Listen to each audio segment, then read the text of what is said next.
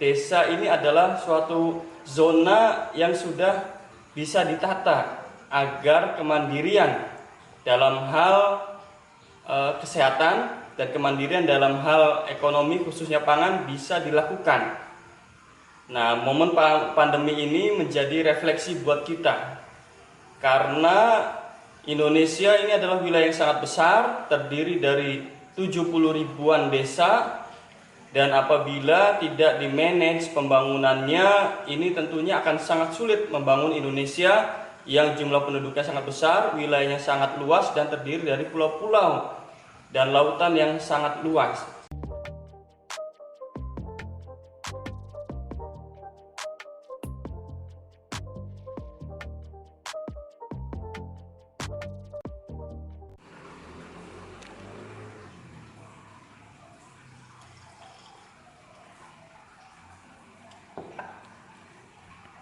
Assalamualaikum warahmatullahi wabarakatuh. Halo Sobat Desa, ketemu lagi di channel Ang Bambang Setiawan. Bagaimana kabarnya Sobat Desa semuanya? Mudah-mudahan di masa pandemi COVID-19 ini semuanya tetap selalu berada dalam kesehatan yang maksimal supaya bisa melaksanakan semua aktivitasnya dengan lancar. Sahabat Desa semuanya, memang momen pandemi ini membawa kesan yang cukup prihatin untuk kita semua, khususnya bangsa Indonesia. Tapi juga pandemi ini membawa hikmah yang luar biasa apabila kita bisa memetik hikmahnya tersebut. Di antaranya apa? Bahwa pandemi COVID-19 ini kita sebagai bangsa Indonesia diingatkan kembali bahwa ada hal yang sangat penting dan mendasar yang harus kita miliki sebagai sebuah bangsa, yaitu yang pertama adalah ketahanan atau kemandirian dalam hal kesehatan. Yang kedua, ketahanan atau kemandirian dalam hal ekonomi, khususnya ekonomi pangan. Yang kedua, dengan adanya PSBB, dengan adanya stay at home, maka untuk menanggulangi baik itu dampak kesehatan ataupun dampak sosial ekonomi, maka diperlukan namanya zonasi-zonasi.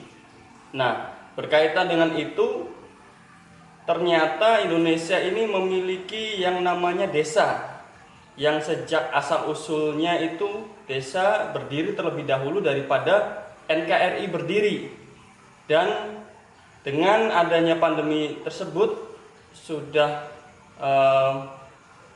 membuktikan bahwa desa ini adalah suatu zona yang sudah bisa ditata agar kemandirian dalam hal kesehatan dan kemandirian dalam hal ekonomi khususnya pangan bisa dilakukan. Nah, momen pandemi ini menjadi refleksi buat kita karena Indonesia ini adalah wilayah yang sangat besar, terdiri dari 70 ribuan desa, dan apabila tidak di-manage pembangunannya, ini tentunya akan sangat sulit membangun Indonesia yang jumlah penduduknya sangat besar, wilayahnya sangat luas, dan terdiri dari pulau-pulau dan lautan yang sangat luas. Indonesia telah menerapkan Undang-Undang Desa sejak tahun 2015. Akan tetapi ketika pandemi ini terjadi, yaitu awal 2020, hanya 5 tahun kurang saja dana desa tersebut efektif. Dan kita rasakan di tingkat desa, adanya dana desa itu sangat baik untuk perkembangan, pembangunan, dan pemberdayaan masyarakat yang ada di desa. Akan tetapi dalam waktu yang masih singkat, kurang dari 5 tahun, maka desa belumlah cukup untuk bisa dikatakan mandiri baik secara kesehatan ataupun secara ekonomi, khususnya dalam hal pangan. Untuk itu, momen pandemi COVID-19 ini menjadi refleksi supaya desa menjadi mandiri. Ketika ada pandemi susulan atau nanti terjadi sewaktu-waktu ke depan terjadi pandemi kembali, maka desa sudah bisa menjadi desa yang mandiri sehingga masalah seperti yang kita laksanakan atau kita hadapi saat ini bisa lebih baik lagi kita menghadapinya, karena sudah terbukti bahwa ujung tombak penanganan kesehatan dan penanganan dampak sosial ekonomi adalah terletak di desa. Akan tetapi saat ini desa belum memiliki power yang sangat kuat untuk bisa menghadapi itu. Untuk itu strategi nasional harus dirancang supaya kemandirian atau ketahanan kesehatan desa dan ketahanan sosial ekonomi terutama dalam hal pangan desa kita kuatkan kembali. Untuk itu sangat butuh sekali refocusing dari anggaran-anggaran pemerintah yang jumlahnya terbatas, baik itu yang ada di tingkat pusat, provinsi ataupun kabupaten, untuk bersama-sama memperkuat desa. Apa saja yang ada di desa? Yang pertama, desa memiliki wilayah administratif dan sangat bisa segala potensinya itu dihidupkan untuk bisa menjaga atau membuat suatu kemandirian kesehatan. Sebenarnya konsep yang ada itu alangkah sangat luar biasanya, tinggal diimplementasikan dan diperkuat, ditata, diteliti, dan kemudian difokuskan untuk segera mungkin diperkuat. Di antaranya adalah posyandu atau pos pelayanan terpadu yang ada di desa. Ini adalah program yang konsepnya luar biasa, yang mungkin akan menjadi amal jariah buat pencetusnya. Akan tetapi kita ketahui di desa kebanyakan dari posyandu ini tidak memiliki tempat yang memadai. Kemudian honor untuk pelaksana kader-kader pelaksana posyandu pun sangat tidak memadai. Tapi pun begitu, relawan-relawan atau kader-kader yang ada di desa senantiasa semangat, senantiasa ikhlas untuk bisa mensukseskan program kesehatan posyandu ini. Dan inilah yang merupakan ujung tombak ketika kemarin atau saat ini juga masih kita menangani pandemi COVID ini, bahwa ternyata menangani pandemi itu bisa dengan biaya yang sangat hemat, yaitu menggerakkan kader-kader yang ada di desa, yaitu kader-kader kesehatan yang biasanya melayani posyandu itu tersebut. Nah, akan tetapi apabila kita ingin meningkatkan pelayanan, pastinya maka gedung posyandunya harus segera dibangun sehingga fasilitas bisa maksimal untuk melayani masyarakat. Selain itu, relawan yang dengan sukarela, ikhlas, dan semangat walaupun honornya sangat kecil, alangkah baiknya apabila dilatih supaya memiliki pelayanan atau standar pelayanan kesehatan yang minimal gitu ya, untuk bisa menangani masyarakat yang membutuhkan layanan tersebut gitu. Dan yang pastinya apabila honornya pun dinaikkan, pasti semangat dan kinerja pun akan lebih profesional dan lebih semangat lagi. Selain itu di desa juga ada yang namanya Polindes atau pos bersalin atau pondok bersalin desa. Nah, yang selanjutnya adalah pustu atau puskesmas pembantu. Kalau puskesmas biasanya letaknya itu di kecamatan, kalau puskesmas pembantu ini letaknya ada di desa-desa. Tetapi sedikit sekali desa yang punya puskesmas pembantu. Padahal masa pandemik seperti ini, masyarakat pastinya tetap membutuhkan pelayanan kesehatan yang biasanya dilayani di puskesmas atau di rumah sakit.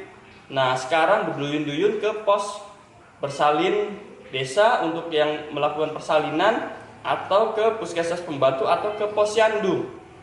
Nah, dengan adanya stay at home, PSBB, ini sebenarnya sangat baik sekali, karena apabila memaksakan diri untuk memeriksakan atau membutuhkan pelayanan kesehatan di puskesmas atau di rumah sakit, pasti karena jaraknya jauh dan itu adalah rujukan orang dari mana-mana, akhirnya bertemulah banyak orang di satu titik yang kita tidak tahu, mungkin terjadi penularan wabah pandemi dari daerah satu ke daerah yang lainnya gitu. Tapi ini tetap terjadi karena memang pusat pelayanan di desanya sangat belum memiliki standar yang layak gitu.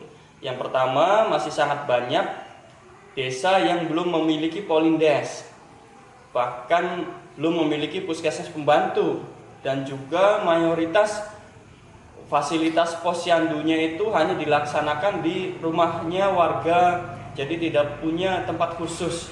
Apabila kita benahi bersama-sama dengan refocusing anggaran ke desa untuk mendukung ini semua, maka mudah-mudahan terjadi upaya akselerasi atau percepatan dari fasilitas-fasilitas kesehatan yang ada di desa, sehingga desa bisa menyelenggarakan pelayanan kesehatan secara mandiri, karena mayoritas pelayanan kesehatan sebenarnya bisa diselesaikan di tingkat desa. Itu yang pertama tentang kesehatan. Yang kedua yang tidak kalah penting adalah dampak pandemi ini terhadap bidang sosial ekonomi. Itu karena kita tahu dengan adanya pembatasan pergerakan, stay at home, PSBB, maka masyarakat yang biasanya bergerak bebas menjadi terbatas. Maka yang tadinya berdagang akhirnya terbatasi, akhirnya pendapatan pun sangat berkurang. Pekerjaan atau di pabrik atau di kantor-kantor pun mengalami PSBB, work from home, dan lain-lainnya. Bahkan sangat banyak yang mengalami pemutusan hubungan kerja. Selain itu juga omset usaha bagi yang berusaha pun sangat menurun. Gitu ya.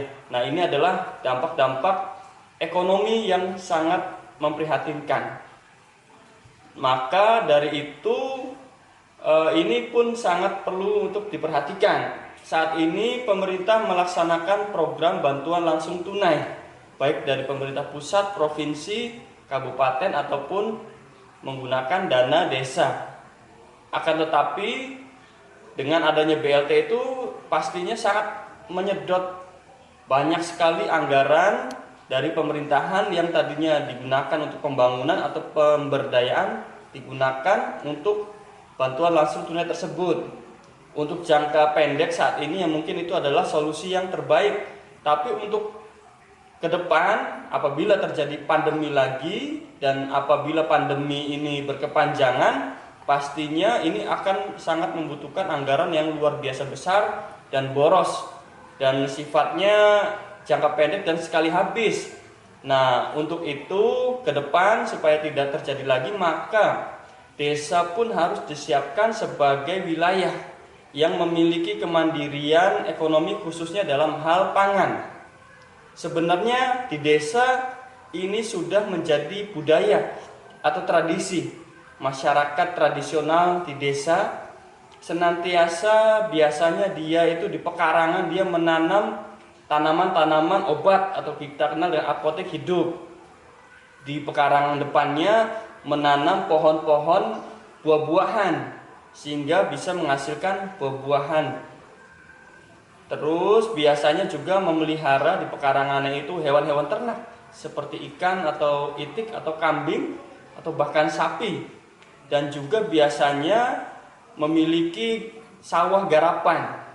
Nah, ini adalah fondasi ekonomi pangan yang luar biasa, sehingga untuk kebutuhan pangan itu bisa dilakukan secara mandiri.